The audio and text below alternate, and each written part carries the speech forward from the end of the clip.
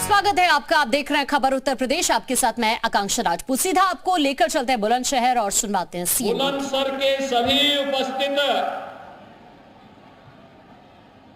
बहनें, आज एक और जहां देश के यशस्वी प्रधानमंत्री आदरणीय श्री नरेंद्र मोदी जी के प्रति आभार व्यक्त करने के लिए बुलंदशहर की बहनें यहां एकत्र हुई हैं, वही नवरात्रि, शारदीय नवरात्रि में आपके अभिनंदन के लिए मैं स्वयं आपके बीच में यहां पर आया हूं। शारदीय नवरात्रि के अवसर पर मैं आप सबका हृदय से अभिनंदन करता हूं, स्वागत करता हूं और नारी शक्ति बंधन अधिनियम के पारित होने पर आदरणीय प्रधानमंत्री जी के प्रति उत्तर प्रदेश की मातृशक्ति की ओर से हृदय से आभार भी व्यक्त करता हूं। इस अवसर पर जनपद बुलंदशहर की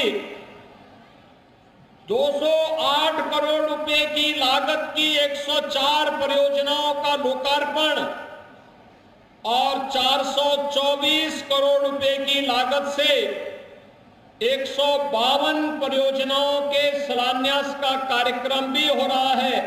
इन सभी परियोजनाओं के लिए बुलंदशहर वासियों को हृदय से बधाई और मेरी मंगलमय शुभकामनाएं। भाइयों बहनों, हम सब जानते हैं पिछले 9-9.5 वर्ष के अंदर प्रधानमंत्री मोदी जी के नेतृत्व में हम सब ने एक नए भारत का दर्शन किया है। एक ऐसा भारत जो समर्थ भारत है, शक्तिशाली भारत है, स्वावलंबी भारत है और दुनिया की एक महाशक्ति के रूप में स्थापित होने वाला भारत है। ये वही भारत है जो 2014 के पहले जिसमें अविश्वास का माहौल था, असुरक्षा का माहौल था, घुसपैठिए जब मर्जी तब भारत में घुसपैठ करते थे, भारत के सामने असमंजस की स्थिति थी कि कौन सी नीति अपनानी है और किस रास्ते चलना है। लेकिन 2014 में आने के बाद प्रधानमंत्री मोदी जी ने एक ऐसे नए भारत को आगे बढ़ाने का संकल्प आगे बढ़ाया जिस भारत में जाति, मत, मजहब और क्षेत्र भाषा के आधार पर नहीं, बल्कि गांव, गरीब, किसान, नौजवान और महिलाओं को समान अधिकार मिले और सम्मान के साथ आगे बढ़ने का अधिकार मिले। और उसके तहत उन्होंने अपनी योजनाएं बनाई और उन्हें प्रभावी ढंग से लागू किया है। अगर मातृशक्ति के सम्मान की जब मैं बात करता हूं तो भाइयों बहनों, बेटी बचाओ बेटी पढ़ाओ से जो कार्यक्रम प्रारंभ हुआ, आज उसका परिणाम है कि इस पश्चिमी उत्तर प्रदेश की हमारी बेटी पारुल चौधरी और अन्नू रानी एशियन गेम्स में गोल्ड मेडल लेकर के आती हैं। गोल्ड मेडल याद करिए, इन दोनों बेटियों ने यहां की मातृशक्ति के गौरव को बढ़ाया है, देश का सम्मान बढ़ाया है और अपने सामर्थ्य की ताकत का एहसास देश और दुनिया को कराया है। और हमने भी कहा है दोनों को सीधे डिप्टी एसपी बनाएंगे। अब डिप्टी एसपी सरकार की घोषणा है, बहुत जल्दी समारोह आयोजित करके गोल्ड मेडल जीतने वालों को 3 करोड़, सिल्वर मेडल जीतने वाले को 1.5 करोड़ और कांस्य पदक जीतने वाले उत्तर प्रदेश के खिलाड़ियों को 75 लाख रुपए की सहायता का सम्मान समारोह भी हम लखनऊ में करने जा रहे हैं। और साथ साथ सरकारी नौकरी भी। भाइयों बहनों,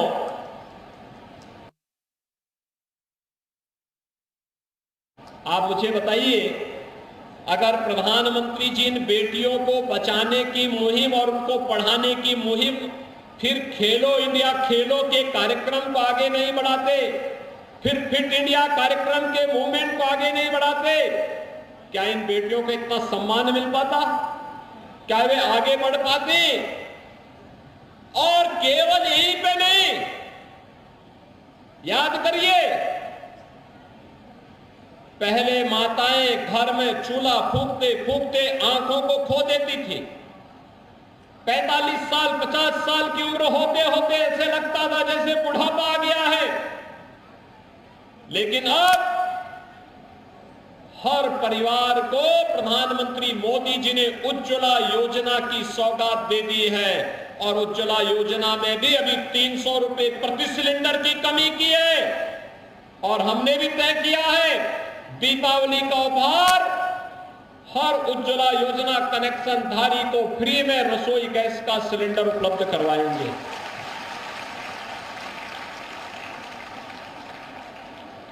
आखिर माताओं के लिए पहले कनेक्शन नहीं मिलता था। 14 के पहले रसोई गैस की कितनी किल्लत थी, किसी से नहीं छुपा हुआ है। लेकिन अब तो जब मर्जी तब कनेक्शन ले लो, और गरीब परिवारों को तो फ्री में रसोई गैस के कनेक्शन। देश के अंदर लगभग 10 करोड़ परिवारों को, जिन्होंने आजादी के बाद रसोई गैस का सिलेंडर नहीं देखा था, उन्हें इस सुविधा का लाभ मिला है। और उत्तर प्रदेश में 1 करोड़ 75 लाख परिवारों को इस सुविधा का लाभ मिला है, जिसमें 1 करोड़ 75 लाख बहनें और माताएं इस योजना से लाभान्वित हुई हैं। देश के अंदर याद करिए कि देश के अंदर लगभग 4 करोड़ परिवार ऐसे थे जिनके सिर को ढकने के लिए छत नहीं थी, अपना मकान नहीं था। पहली बार प्रधानमंत्री आवास योजना में ग्रामीण और शहरी क्षेत्र में उन 4 करोड़ परिवारों को, जिसमें ज्यादातर मालिकाना अधिकार बहनों को दिया गया, प्रधानमंत्री मोदी जी ने घर का उपहार भी उन्हें देकर के लखपति बनाने का काम किया है। उत्तर प्रदेश में अब तक 55 लाख बहनों को एक आवास उपलब्ध कराया जा चुका है। भाइयों बहनों, इससे पहले ये योजनाएं क्यों नहीं मिलती थी? नारी गरिमा के प्रतीक, नारी गरिमा के प्रतीक स्वच्छ भारत मिशन के अंतर्गत हर घर में शौचालय हो, यह कार्य भी पहली बार हुआ है। आपने देखा होगा देश के अंदर 12 करोड़ शौचालय बन जाना और उत्तर प्रदेश में 2.25 लाख शौचालय का बन जाना, यह भी नारी गरिमा का प्रतीक तो बना ही है, साथ साथ स्वच्छ भारत मिशन के अंतर्गत तमाम प्रकार की बीमारियों को समाप्त करने का एक माध्यम भी बना है। आयुष्मान भारत में, आयुष्मान भारत के अंदर देश के अंदर हर उस गरीब परिवार को जिसके पास स्वास्थ्य की सुविधा नहीं थी, 5 लाख रुपए सालाना स्वास्थ्य बीमा का कवर आयुष्मान भारत के अंतर्गत प्रधानमंत्री मोदी जी ने दिया है। अकेले उत्तर प्रदेश में 10 करोड़ परिवार इस योजना से लाभान्वित हो रहे हैं और लाभ ले रहे हैं।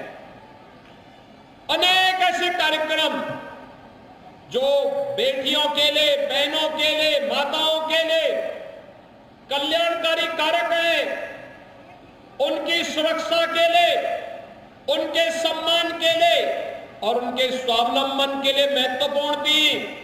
पहली बार आजादी के बाद पहली बार वो योजनाएं लागू हुई और उन्हीं योजनाओं को प्रभावी ढंग से प्रदेश के अंदर जब डबल इंजन की भारतीय जनता पार्टी की सरकार को आपका आशीर्वाद प्राप्त हुआ, प्रभावी ढंग से इस सरकार ने लागू किया है, भाजपा की सरकार ने लागू किया है।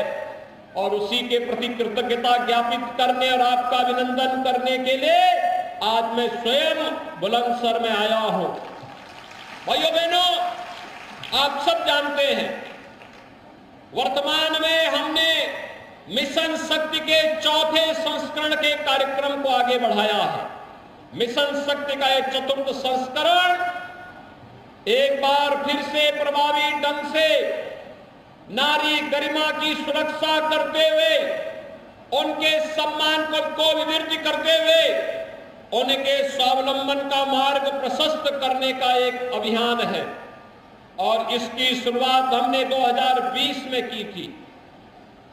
इस अभियान के क्रम को आगे बढ़ाते हुए यह कार्यक्रम लगातार केंद्र और राज्य सरकार की डबल इंजन की सरकार महिलाओं के कल्याण के लिए, उनकी सुरक्षा और उनके स्वावलंबन के लिए कौन से कार्यक्रम कर रही है, इन कार्यक्रमों को प्रभावी ढंग से आगे बढ़ाने का, जन जागरण का और उनको प्रभावी ढंग से लागू करने का एक अभियान है।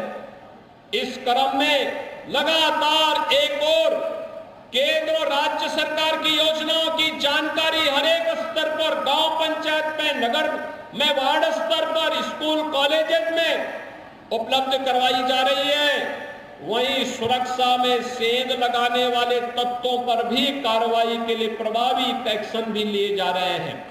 आप सब जानते हैं अपराध और अपराधियों के प्रति हमारी सरकार की जीरो टॉलरेंस की नीति। सुरक्षा में जो सेंध लगाएगा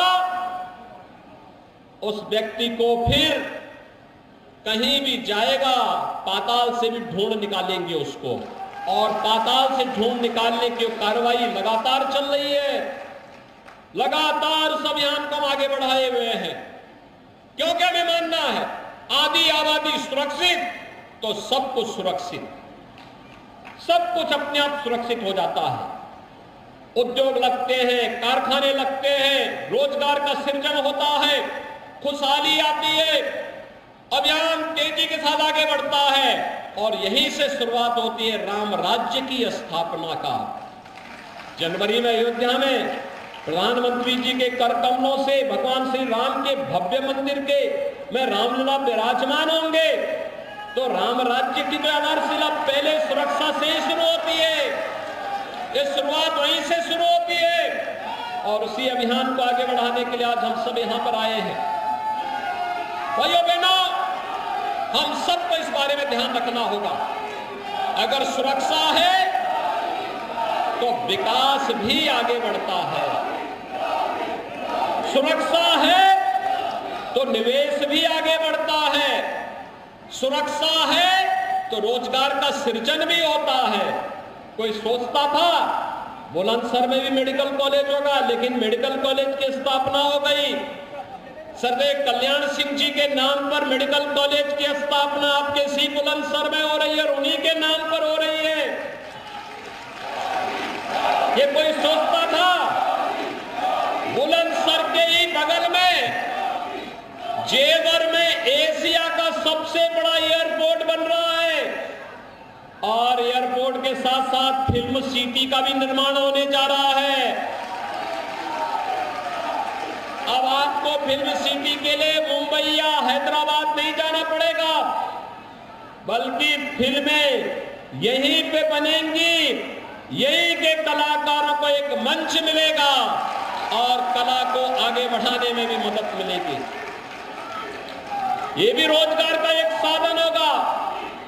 कोई सोचता था जहां पहले गुंडा टैक्स वसूली होता था, आज वहां पे बड़े बड़े निवेश हो रहे हैं और यह सभी कार्यक्रम अगर प्रभावी ढंग से आगे बढ़ पा रहे हैं इसलिए क्योंकि आपके द्वारा चुने गए जनप्रतिनिधि जन मेहनत करते हैं, शासन के पास योजनाओं को भेजते हैं। डबल इंजन की सरकार सामूहिक रूप से प्रयास करती है, तब योजना सामने आती है और उसका लाभ हर एक स्तर पर मिलता हुआ दिखाई देता है और उन्हीं योजनाओं को आगे बढ़ाने के लिए आज हम सब आपके पास आए हैं। ये योजनाएं जो आज यहाँ लागू हो रही है, चिकित्सा और स्वास्थ्य की है, शिक्षा की है, आवास की है, सड़क से जुड़ी हुई है, किसानों से जुड़ी हुई है, महिलाओं से जुड़ी हुई है, युवाओं से जुड़ी हुई है और जीवन के प्रत्येक क्षेत्र में जिससे लाभ होना है, ऐसे 700 करोड़ रुपए की परियोजनाएं आज एक साथ आपको प्राप्त हो रही हैं। लेकिन भाइयों बहनों, आज हम सब आपको इस बात के लिए बधाई देने के लिए आए हैं कि नारी बंधन अधिनियम इसमें मील का पत्थर साबित होने जा रहा है। देश की संसद में वर्षों से लोगों को प्रतीक्षा थी कि अधिनियम पारित होगा। अब बहनों को पंचायत की तरह, स्थानीय निकाय की तरह विधानसभा और लोकसभा में भी 1/3 सीटों पर अतिरिक्त विजय बनने का और चुनकर जाने का एक अवसर प्राप्त होगा। आप में से अगली बार तो बहुत सारी बहनें ऐसे होंगी जब इसमें पूरी प्रक्रिया पूरी हो जाएगी, प्रक्रिया पूरी होने और परिसीमन होने के बाद बहुत सारी बहनें ऐसे होंगी जो विधानसभा में विधायक के रूप में और संसद में सांसद के रूप में चुन करके जाएंगी।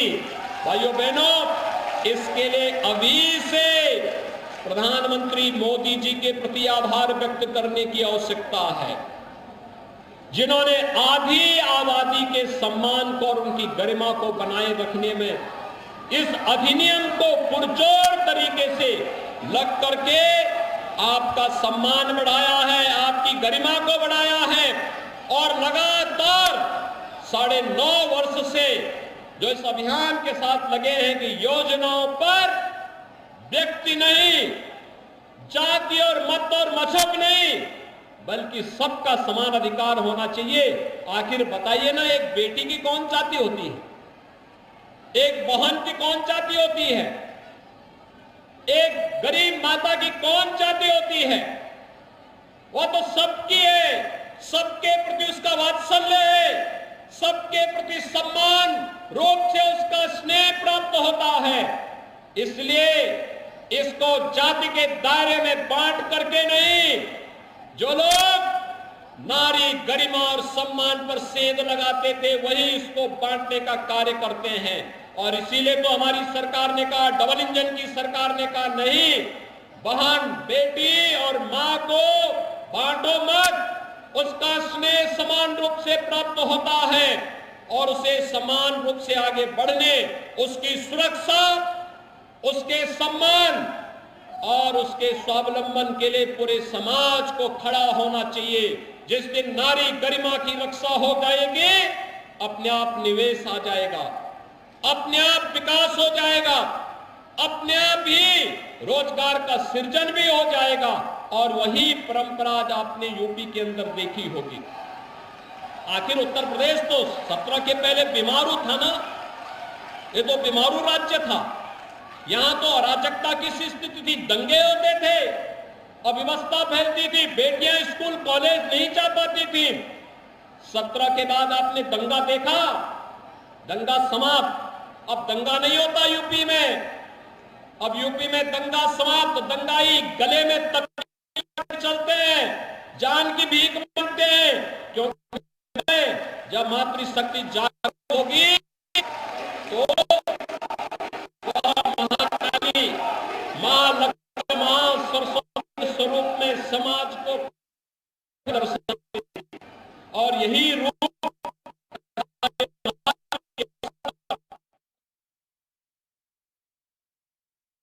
करने के लिए ये नारी शक्ति बंधन अधिनियम के प्रति कृतज्ञता ज्ञापित करने के लिए सम्मेलन यहाँ आयोजित हुआ है। इस अवसर पर बुलंद सभी बहनों का अभिनंदन करते हुए, प्रधानमंत्री मोदी जी के प्रति आभार व्यक्त करते हुए 700 करोड़ रुपए की इन परियोजनाओं के लिए जनप्रतिनिधियों को धन्यवाद और आप सब बुलंदशहर वासियों को हृदय से बधाई और शुभकामनाएं देते हुए अपनी वाणी को यहीं पे विराम देता हूं।